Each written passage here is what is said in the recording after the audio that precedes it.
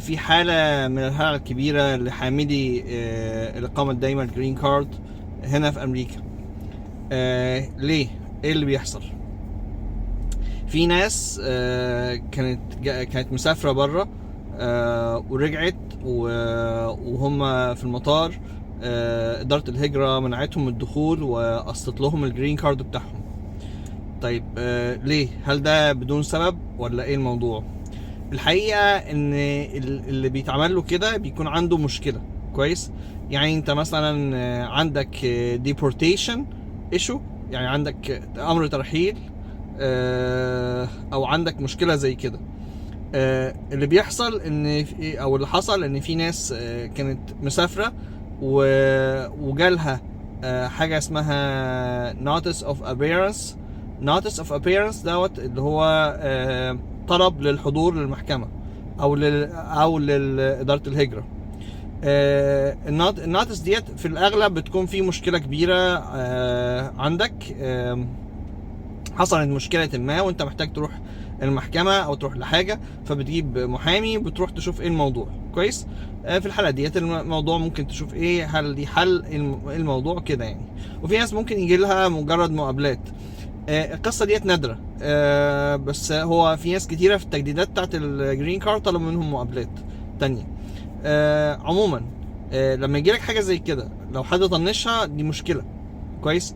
لو جات لك وانت مسافر، كان في العادي وانت داخل بيقولك تمام ادخل شوف محامي وكمل. دلوقتي هم ماشيين بالمسطرة، كل حاجة قانونية حسب القانون، وده القانون اصلا يعني. فانت لو انت بره امريكا لازم تكون عندك يعني انت معاك جرين كارد وانت مسافر بره او حاجه، لازم تفتح اكونت على uscis.com، تخش على الموقع وتخش على الاونلاين، الجزء بتاع الاونلاين فيه، وتعمل اكونت وتحط فيه الرقم بتاعك. كويس؟ وتحط فيه بياناتك، وده هيجي لو في اي نوتس المفروض بتيجي عليه، بس مش 100% ممكن تيجي عليه. فانت لازم تتابع الميل بتاعك، البريد بتاعك، ايه اللي بيجي على البريد. فانت لو انت مسافر بره لازم يكون في حد موجود، عشان لو جالك ميل مهم زي دوت تدخل تشوفه يبعتهولك، وتيجي امريكا قبل ميعاد الحضور وتكون مرتب مع محامي وهكذا. ما تسيبش الموضوع كده عشان ما تدخلش نفسك في مشكلة كبيرة ملهاش لازمة. هما بيراجعوا كل حاجة. كويس؟ ففي اي حاجه ممكن يشوفوا ان هو كان فيها مشكله او شاكين فيها، او مجرد مقابله عاديه او اي حاجه، بيطلبوا مقابلات، بيطلبوا حاجات تانية. فانت ما تحطش نفسك في دايره لا انا مش عايز اروح، لا انا مطنش، لا معرفش مين، لا مش مشكله، كبر دماغك. القصص دي ما بتاكلش هنا دلوقتي في الوقت الحالي بالذات. الدنيا دلوقتي شده، هم بيتابعوا كل حاجه.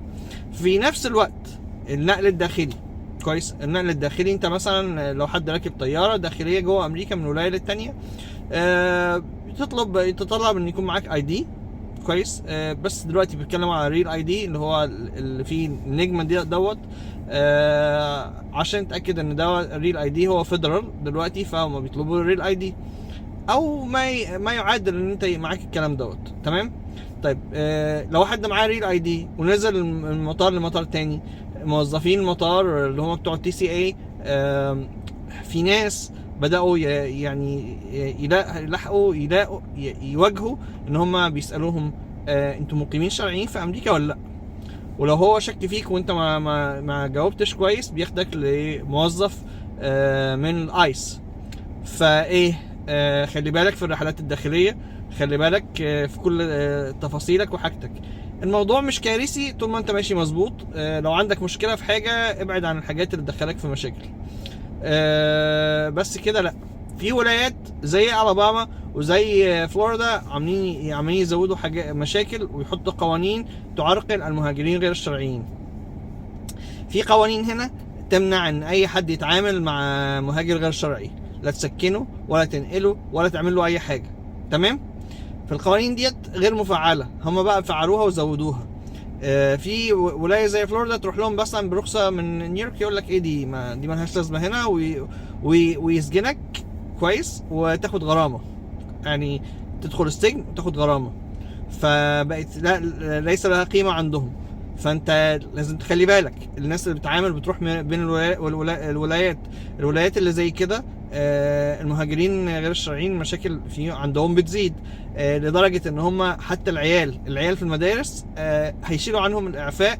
يعني اللي هم اللي جايين مهاجرين غير الشرعيين هيشيلوا عنهم الاعفاء من التعليم المجاني، فيدفعوهم فلوس عشان يتعلموا. فالموضوع فيه قصص كتيره. في ناس لسه بتحاول تيجي بشكل غير شرعي، ده جنون. انا اسف، اوعى تفكر في حاجه زي كده اصلا قبل كده ودلوقتي. ما تحطش نفسك في مخاطره رهيبه تخسر فيها كل حاجه بدون داعي. والوضع دلوقتي هنا بيتقفل اكتر واكتر.